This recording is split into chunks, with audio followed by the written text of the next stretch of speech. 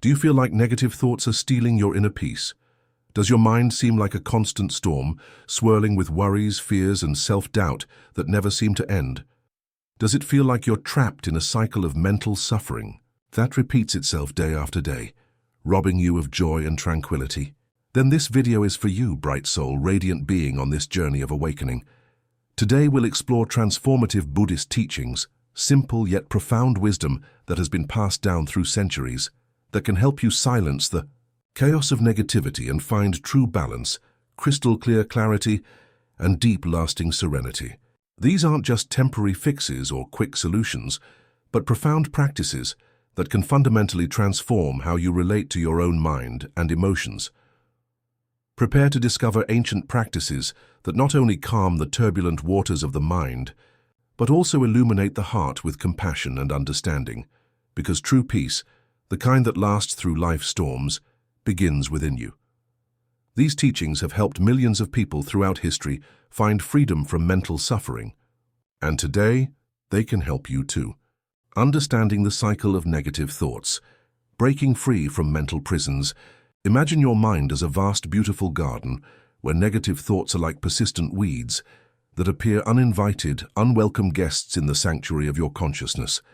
They sprout spontaneously, fed by uncertainties, fears, past traumas, and future anxieties, forming a vicious cycle that seems endless and inescapable.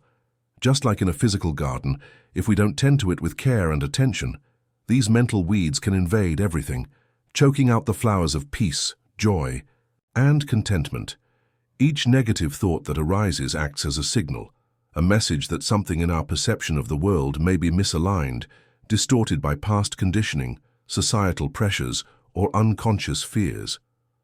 Buddhism teaches us that awareness and consciousness of these signals are the first step to understanding this cycle. This isn't about judging ourselves harshly for having negative thoughts, but rather developing a wise and compassionate understanding of how our minds work. Recognizing each thought as something temporary, impermanent, and not fundamentally who we are is essential to initiate real, lasting change. Thoughts are like clouds in the sky of consciousness. They appear, they change, and they pass away. We are not our thoughts. We are the vast open sky in which they arise and dissolve. When we get trapped in negative thoughts, it's as if we're stuck in a movie whose script always leads us to the same sad, disappointing endings. We replay the same mental movies over and over, scenarios of failure, rejection, loss, and suffering. But unlike a movie, we have the power to rewrite our script, to become the director of our own mental experience rather than a passive victim of automatic thought patterns. Buddha taught that we can train our minds to identify and modify these automatic narratives through what he called right mindfulness and right understanding. This involves developing the capacity to step back from our thoughts and observe them with clarity and wisdom, rather than being completely identified with them.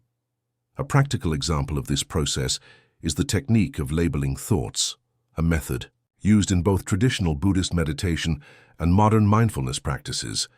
Every time you find yourself ruminating on negativity, whether it's worry about the future, regret about the past, or harsh self-criticism, gently tell yourself, this is just a thought. This is thinking happening. This simple practice can help you distance yourself from the negative emotion, observing it without getting directly involved or swept away by its intensity. In this process, it's absolutely crucial to cultivate an attitude of kindness and gentleness toward ourselves. We are often our own harshest critic, our inner voice more cruel than we would ever be to another person. This self-criticism only feeds the cycle of negative thoughts more, creating a downward spiral of mental suffering.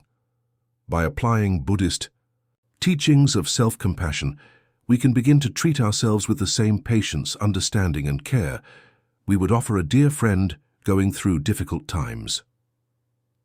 To transform these destructive patterns, it's also important to recognize the triggers, specific situations, people, places, or even times of day that tend to provoke this cascade of negative thinking.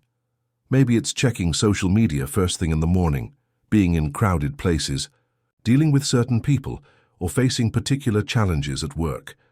By identifying these triggers, we can prepare our mind to face them with new strategies such as breathing techniques, brief meditations, or positive affirmations. Integrating. Practices like gratitude journaling can be extremely useful in rewiring the brain for positivity. Every day, by writing down 3 to 5 things you're grateful for, no matter how small, you train your mind to focus on the positive, gradually weakening the habit of clinging to negative thoughts. This simple habit, practiced consistently, can bring about profound transformation in your mental landscape. Additionally, cultivating hobbies and activities that completely absorb your attention can be an excellent way to interrupt the flow of negative thoughts. Whether it's painting, writing, gardening, playing music, cooking, or simply walking in nature, these activities serve as healthy escapes that rejuvenate both mind and spirit, providing relief from the constant chatter of mental negativity. Remember, that practice makes perfect. Just as a musician practices their instrument daily to achieve mastery, the practice of monitoring and adjusting your thoughts must be constant and consistent. Don't get discouraged by setbacks or days when the negative thoughts seem particularly strong. Each effort is a step forward on the path toward a more tranquil and positive mind. Self-compassion and compassion for others, the heart of healing. Compassion is one of the fundamental cornerstones of Buddhism, and one of the most powerful tools in the fight against negative thoughts and mental suffering. By cultivating deep, genuine compassion toward yourself, you create an internal environment of acceptance, warmth, and unconditional love that is absolutely essential for healing the emotional wounds that often feed destructive thought patterns. Practicing. Authentic self-compassion means understanding at a deep level that making mistakes is inherently human, that suffering is part of the shared human experience, and that your failures, shortcomings, and imperfections don't define your worth as a person. When you allow yourself to be less critical and more understanding of your own errors and limitations, you dramatically reduce the mental space available for negative and self-critical thoughts to take root and flourish. Dr. Kristin Neff, a leading researcher on self-compassion, identifies 3 core components: self-kindness, treating yourself with the same kindness you'd show a good friend; common humanity, recognizing that suffering and personal inadequacy are part of the shared human experience; and mindfulness, holding your experience in balanced awareness rather than over-identifying with it. A practical example for developing robust self-compassion can be through the daily practice of positive affirmations and loving-kindness meditation. Start your day by looking in the mirror and saying things like, "I'm capable of growth and learning. I deserve to be happy and at peace. I am worthy of love and respect exactly as I am." Or, "I forgive myself for past mistakes and embrace my potential for positive change." These words, spoken with genuine intention and feeling, have the neuroplastic power to literally rewire your brain and transform your mindset over time. Compassion for others also plays a crucial and transformative role in eliminating negative thought patterns.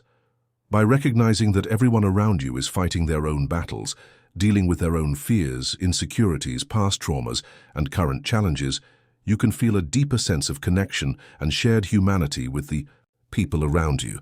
This recognition reduces feelings of isolation, loneliness, and the kind of self-focused suffering that often accompanies persistent negative thinking. Practices like volunteering, community service, or simply performing random acts of kindness can be excellent ways to experience compassion in action. By helping others and contributing to their well-being, you not only make a positive difference in their lives, but also reinforce your own sense of value, purpose, and meaning, which can actively and powerfully mitigate negative thoughts and depressive tendencies. The Buddhist practice of metta or loving-kindness meditation is particularly powerful for developing compassion. Begin by sitting quietly and sending loving wishes to yourself. May I be happy, may I be healthy, may I be at peace, may I be free from suffering.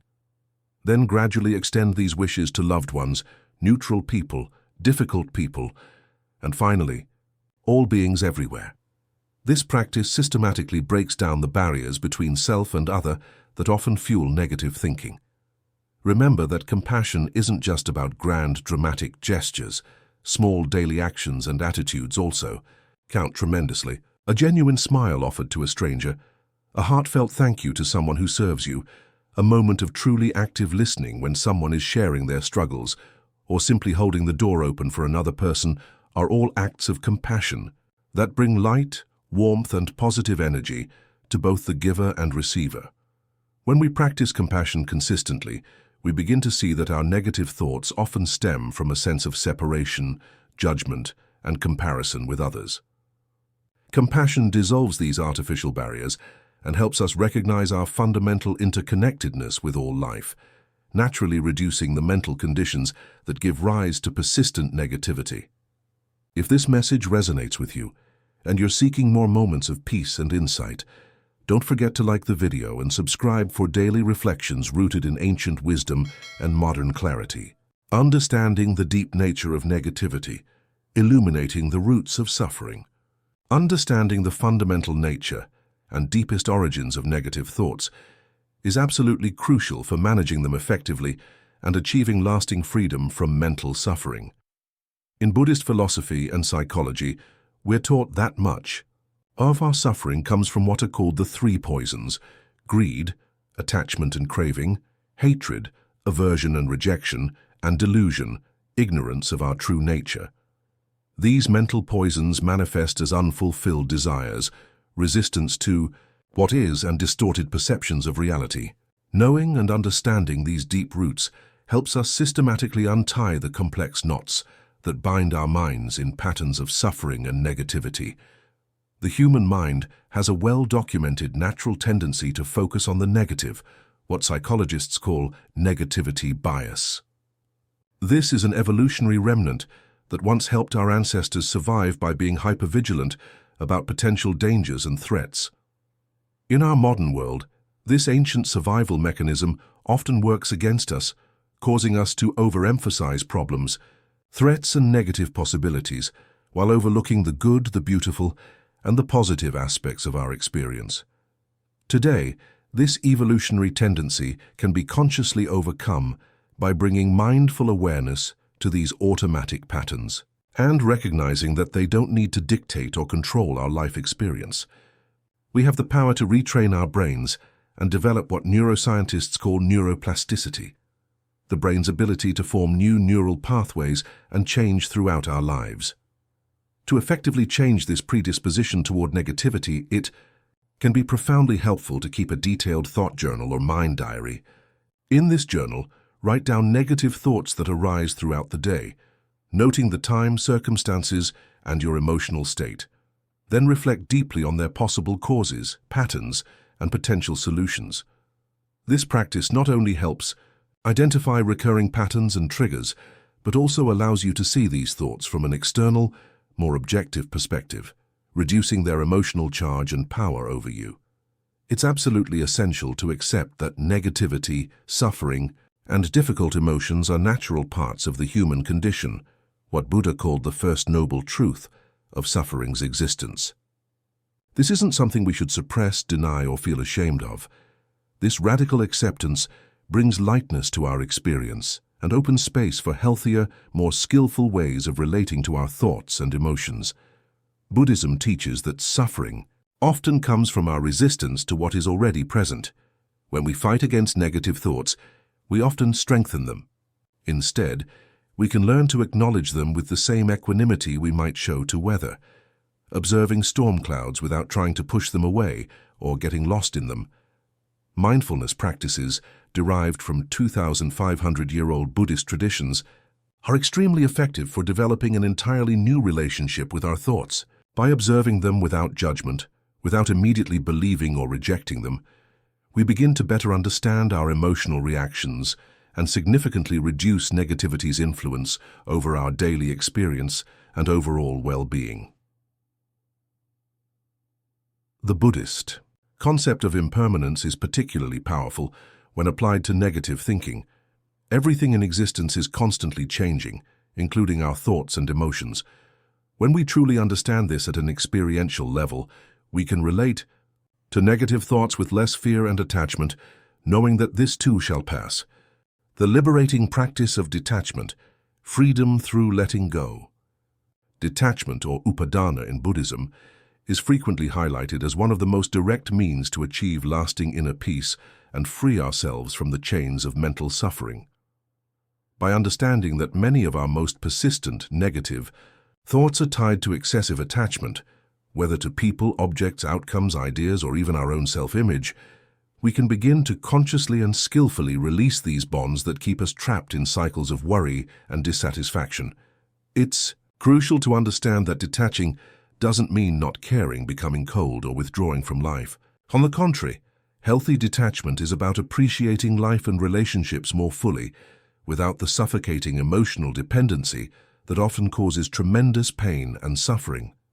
It's learning to love more freely, more openly, and more purely, living fully without the constant, exhausting worry of losing what we have or not getting what we want. True detachment allows us to engage with life from a place of strength and inner stability, rather than from desperate need or fear-based clinging. When we're not attached to specific outcomes, we can respond to life's challenges with greater wisdom, creativity, and resilience. A practical and powerful method for cultivating healthy detachment is practicing meditation specifically focused on impermanence, the Buddhist teaching that all things arise, change, and pass away. By regularly meditating on the transitory nature of all phenomena, your thoughts, emotions, relationships, possessions, and even your own body, you can gradually reduce the severity of your attachments and, consequently, dramatically decrease the intensity and frequency of your negative thoughts. During these meditations, you might contemplate how everything you see around you will eventually change or disappear. The building you're in will one day crumble, the people you know will age and pass away, your current problems will resolve or transform, and even your current identity and personality will evolve. This isn't meant to be morbid or depressing, but rather liberating, helping you realize that clinging tightly to anything causes unnecessary suffering. Another transformative way to work on detachment is conducting regular, honest reviews of your priorities and values. Often through deep self-examination, we discover that we're emotionally attached to things that don't actually serve our genuine well-being or contribute to our authentic happiness. These might include others' opinions of us, material possessions, social status, being right in arguments, or maintaining a particular self-image. Making this review can be profoundly liberating and open tremendous space for new experiences, learning, and growth. Ask yourself, what am I clinging to that's causing me stress? What would I need to let go of to feel more peaceful? What attachments are preventing me from being truly free?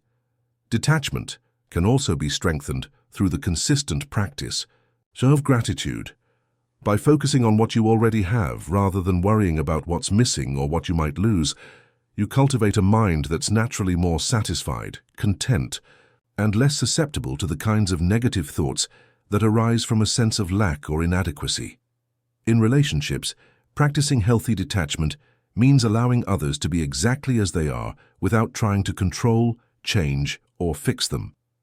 This doesn't mean being passive or accepting harmful behavior, but rather releasing the exhausting burden of trying to manage other people's choices, emotions, or life paths. This approach dramatically reduces interpersonal conflicts and misunderstandings while promoting healthier, more harmonious relationships based on acceptance rather than conditional love. When we stop trying to control outcomes in relationships, we can love more freely and authentically. We can offer our care and support without the attachment to how others should respond or what they should do with our love. This kind of unconditional love is both more genuine and less likely to generate disappointment and resentment. Reducing consumption and the accumulation of material goods is another practical way to develop detachment. By living more simply and focusing on what's truly essential, we begin to realize that many of our perceived needs are actually desires created by a culture of excess and constant stimulation. Simplifying our external environment often leads to a natural simplification of our internal mental environment. The practice of regular physical exercise can be a powerful form of cultivating detachment, as it teaches us to work with discomfort, to let go of physical tension, and to focus on the present moment of movement and breathing. Through physical practice, we learn to release not just physical tension, but also mental and emotional attachments that create suffering. Detachment can also be cultivated by adopting a daily routine that includes dedicated moments of stillness, silence, and reflection. These moments help us recalibrate our emotions and thoughts, contributing to a clearer, more detached and less reactive vision of life's inevitable ups and downs. Finally, by embracing the practice of detachment, you not only alleviate the heavy burden of negative thoughts, but also gain an emotional freedom that is profoundly transformative, leading to a life that's more tranquil, balanced, and genuinely fulfilling. This isn't about becoming indifferent, but about finding the perfect balance between caring deeply and holding lightly. Mindfulness for ending negative thoughts. The art of present moment awareness. Mindfulness, or sati in Pali, is one of the most fundamental and transformative Buddhist practices that teaches us to live fully in the present moment, observing our thoughts, feelings, bodily sensations, and surrounding environment without immediately judging, analyzing, or trying to change them. This practice is absolutely fundamental for interrupting the destructive cycle of negative thoughts, as it helps us recognize that we are the conscious observers of our thoughts, not their helpless prisoners or victims. The power of mindfulness lies in its ability to create space between you and your thoughts. Instead of being completely identified with every mental event that arises, you develop the capacity to witness your thinking process with clarity and equanimity. This witnessing consciousness is what Buddhism calls the Buddha nature, the innate wisdom and peace that exists within every being. Starting a mindfulness practice can be as simple and accessible as dedicating just a few minutes each day to observing your breath with complete attention.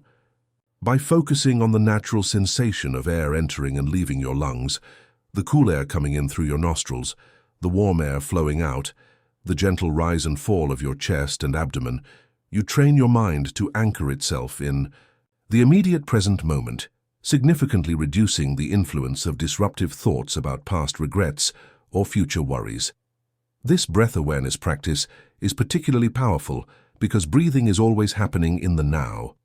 You can't breathe in the past or future, only in this present moment. So every time you return your attention to your breath, you're literally pulling your consciousness out of mental time travel and into the reality of what's actually happening right now. Throughout the day, make it a point to practice bringing mindful attention to routine activities that you normally do on autopilot.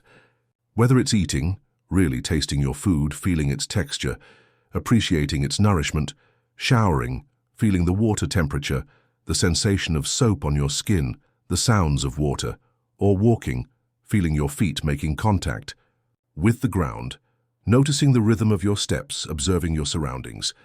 This kind of present moment awareness not only helps you appreciate each moment more fully, but also builds a strong barrier against the invasion of negative thoughts.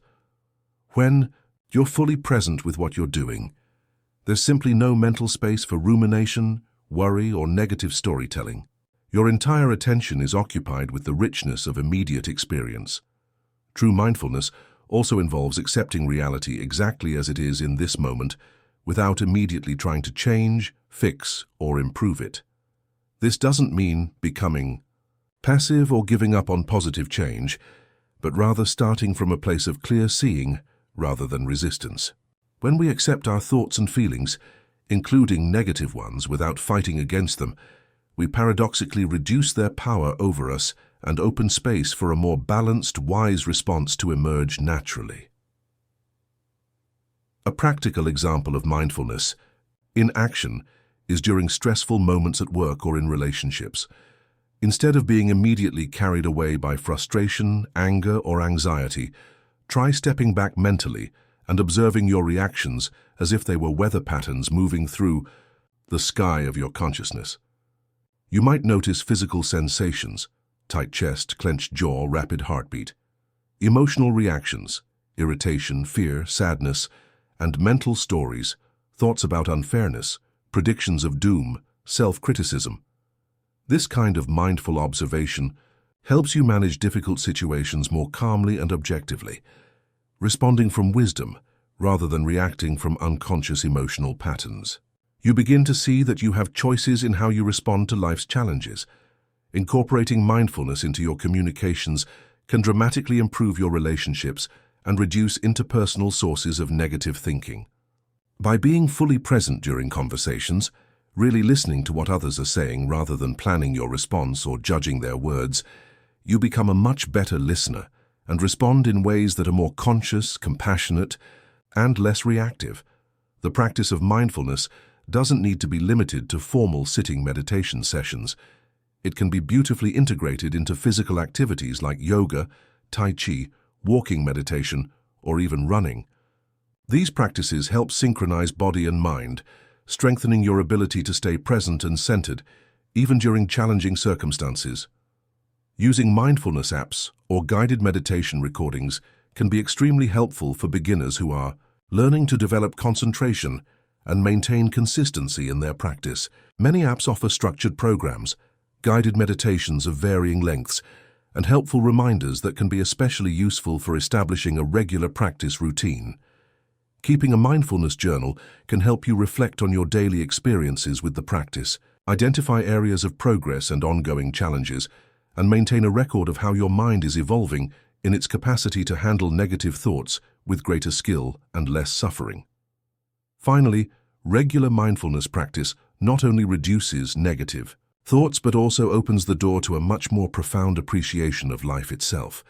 By experiencing each moment fully and completely, without the dark filter of negativity, you begin to discover the inherent richness, beauty, and wonder that exists in ordinary experience. Life becomes more vivid, more meaningful, and more joyful.